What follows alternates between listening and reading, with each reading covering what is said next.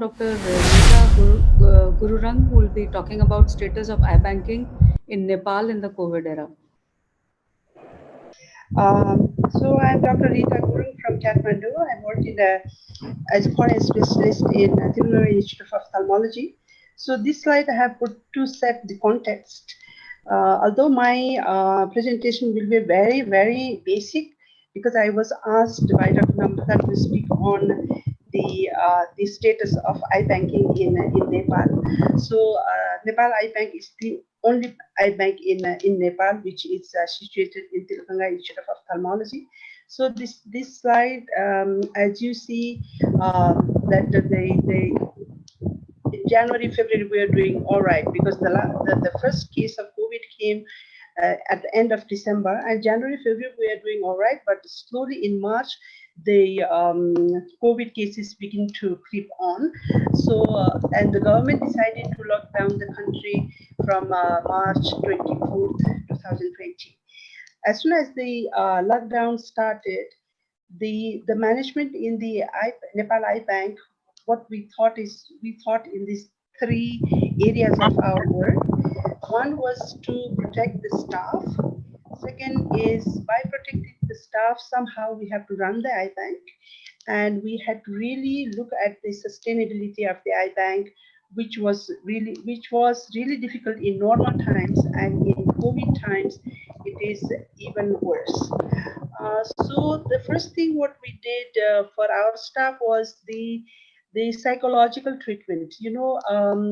Because there was so much of information in the beginning of the start of the COVID in Nepal that everybody was bogged down with the information, whether that was true, not true, in the middle.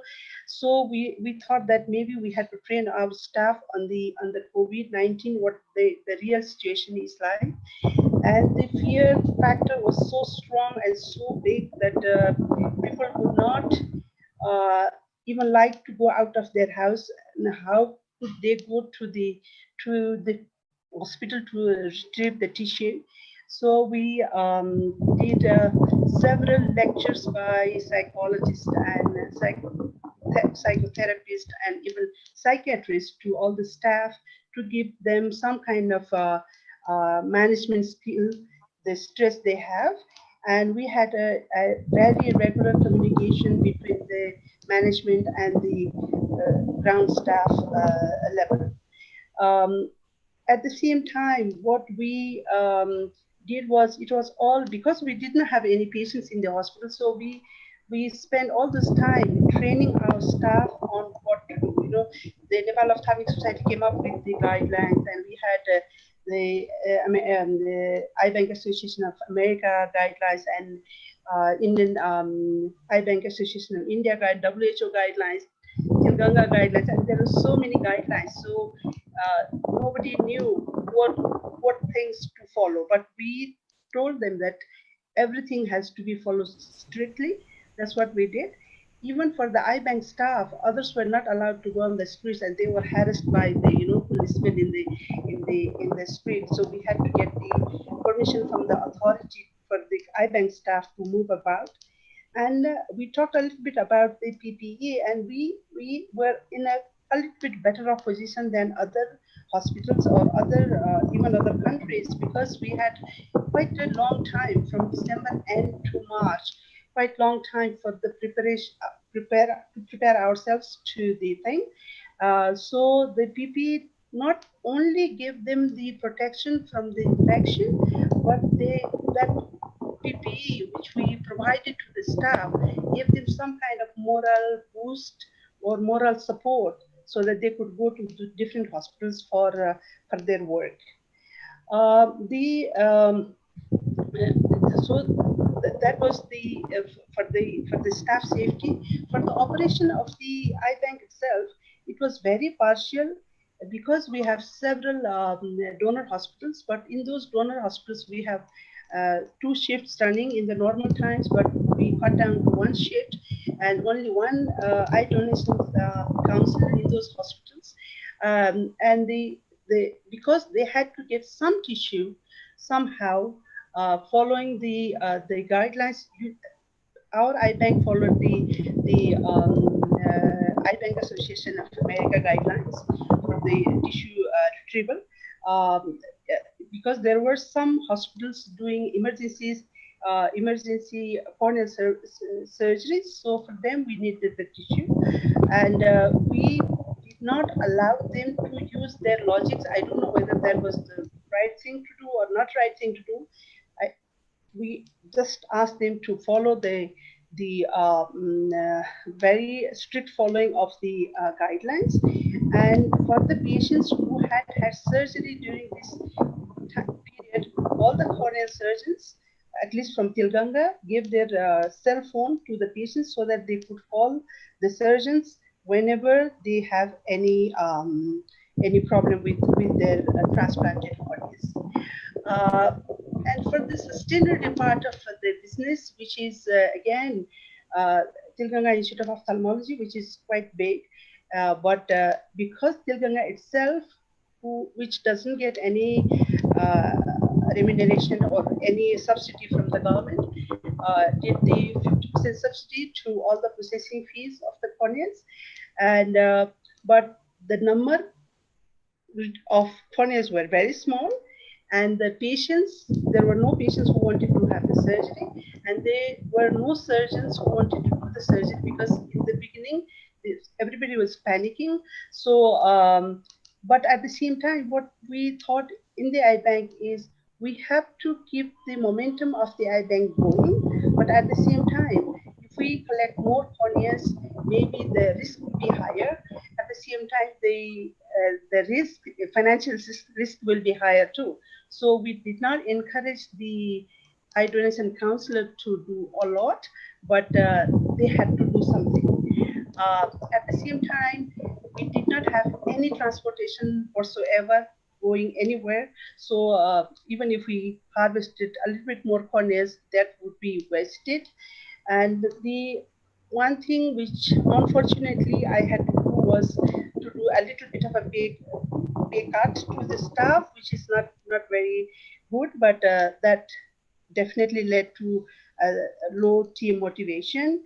Uh, but the iBank manager and the iBank director had a very continuous effort on relationship building and relationship keeping with corneal surgeons and the donor hospitals.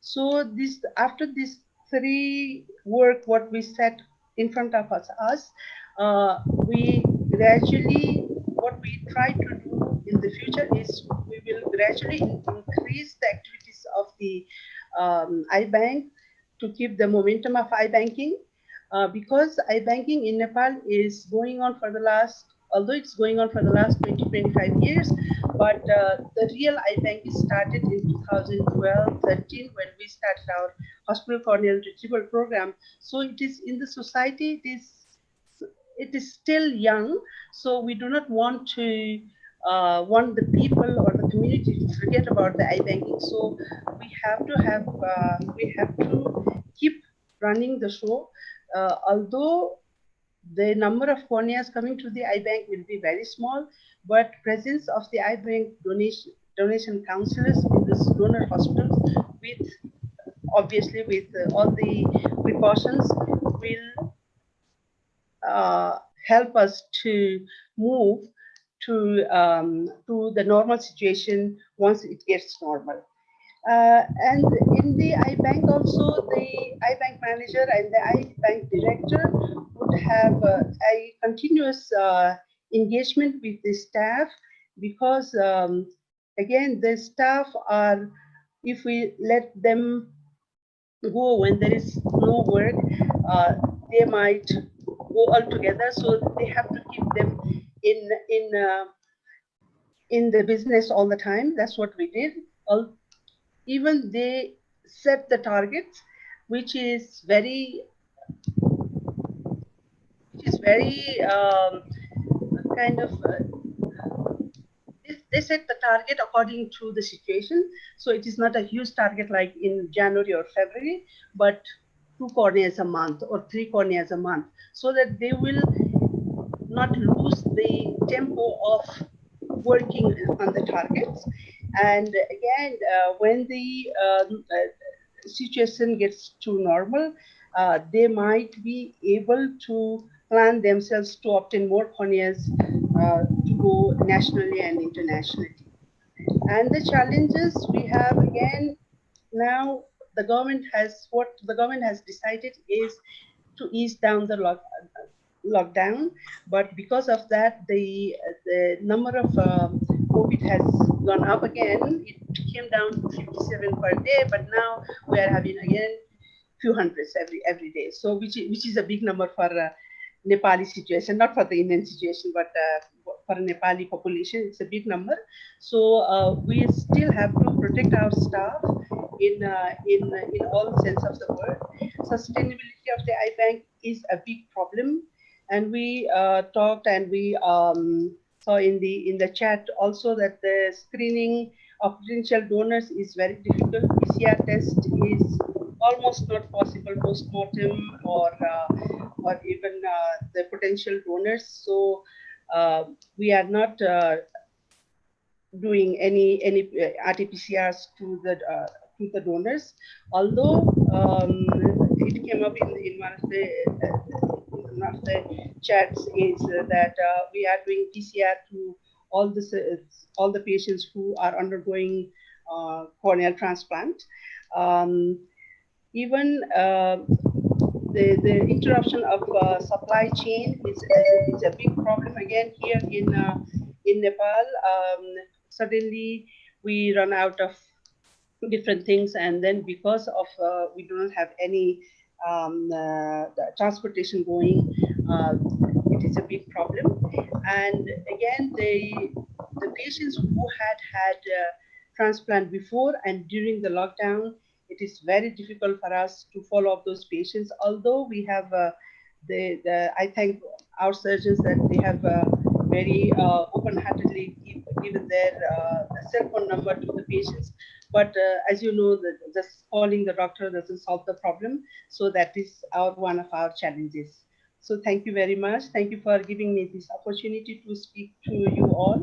This is again, I tell you that this is a very basic kind of presentation, but I thought it is important that we all protect our staff. We have to work on the sustainability of the eye bank, and we have to run the eye bank continuously so that the momentum will be good. Thank you so much.